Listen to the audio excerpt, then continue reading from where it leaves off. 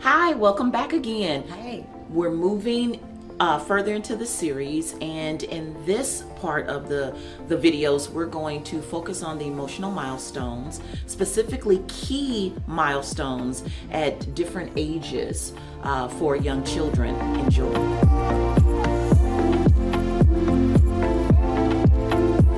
So for those of us who work with children, work with families, we know that there's kind of a linear Mhm.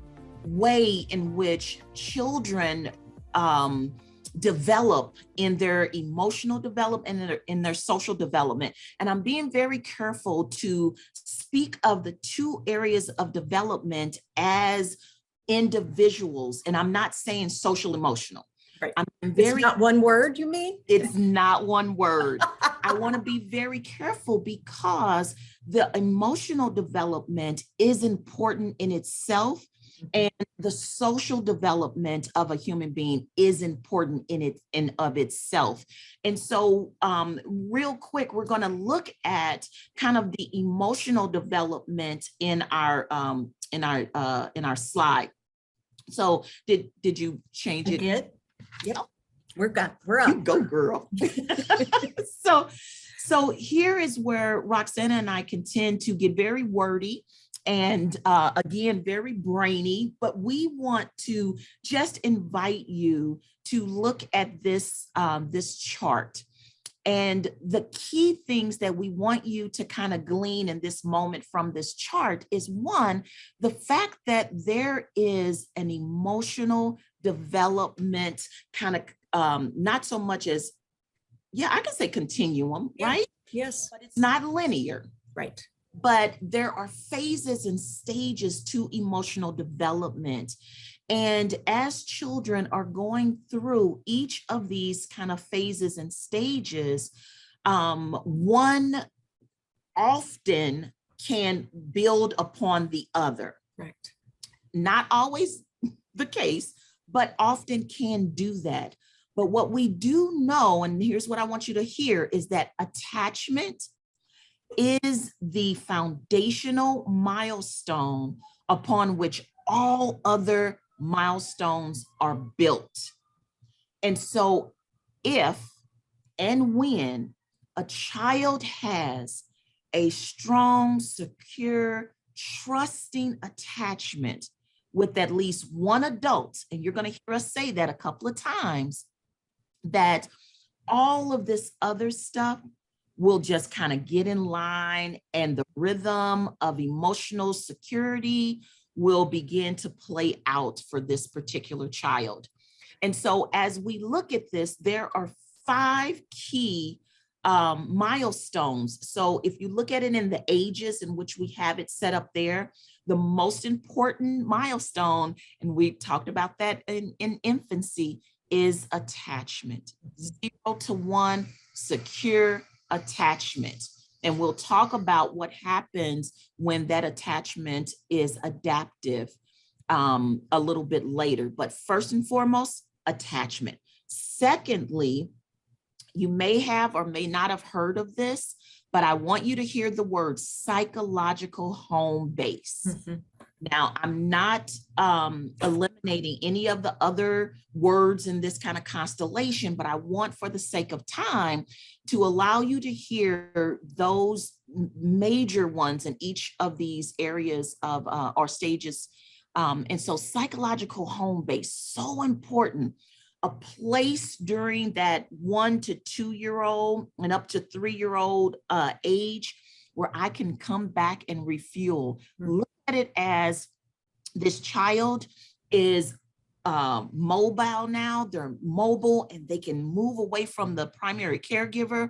But when I move away from my primary caregiver, can I come back and safety in their arms? Will they be there to hug me and encourage me and let me go again so that I can explore further and greater?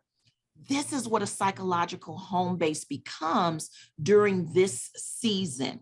And so we want you to hear that if that attachment isn't there, that psychological home base isn't there, and Roxanna's going to talk about the other ones. If they're not intact, if there's a red flag, then Houston, we need to do something different. Yeah. And when you talk about a red flag, I just want to clarify what that might look like. Is that trauma? Is that what you're talking about? Or a traumatic experience or stress period of time for a child? You know what, Roxanna? It can be all of the above. I do not want to take out any of those that you just mentioned. And the word that just came to my mind when you said that was kind of reverting back. Yeah. Okay. Right. Yeah. And so in times of constant stress, toxic stress, triggering any of those things, I may revert back to my 2-year-old self. Mhm. I need a sense of that secure attachment. Okay. I may, and I think about this as an adult, I may need to call one of my girlfriends who, as an adult, is my psychological home base, just to check in and say, hey, I'm going through this, to get kind of some strength from them. Yeah. So I can have a sense that I can go through this and I've got someone there in case I need to check in again. Yeah. But Yeah. yes, you're absolutely right. Okay. And I appreciate how you transferred that even into what that looks like in an adulthood. Because we do, right? So I'll move into the 2 to 3-year-old, the terrific twos, right? Yeah. As I call them, right? Parents used to say, oh my God, Miss Roxeanna, he's just terrible. He's 2. And I'm like, no, he's terrific, right?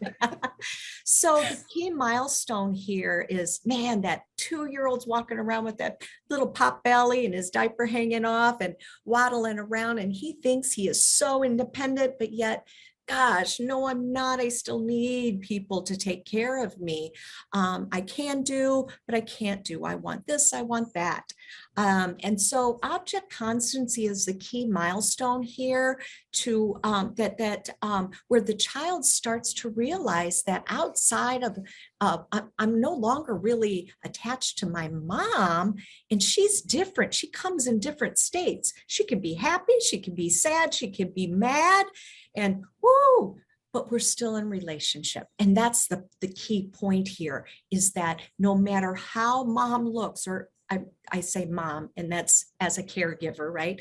But as my trusted caregiver, becomes angry with me, we get a hug afterwards, and we're still in relationships. I'm still lovable, right? I'm still valued. I'm still worthy. So understanding that, and in adulthood, that kind of looks very similar, when you get into a disagreement with someone, can we still have different perspectives, but still be in a relationship, still value, respect each other? And so that object constancy is a pretty big key milestone. 3 to 4-year-olds is the key milestone there is mastery. And I often say I'm a 3-year-old so many times, especially over the pandemic. It was like I mastered a lot. I learned how to use Zoom. I learned a lot about myself, and I achieved a lot, understanding how those cause and effects are the sames and the difference, but just conquering the world and being able to be proud of myself, right? So there's a pride that sets in with the 3 to 4-year-olds. And then you want to wrap us up with the 4 to 5-year-olds? Absolutely. So here is that fun age.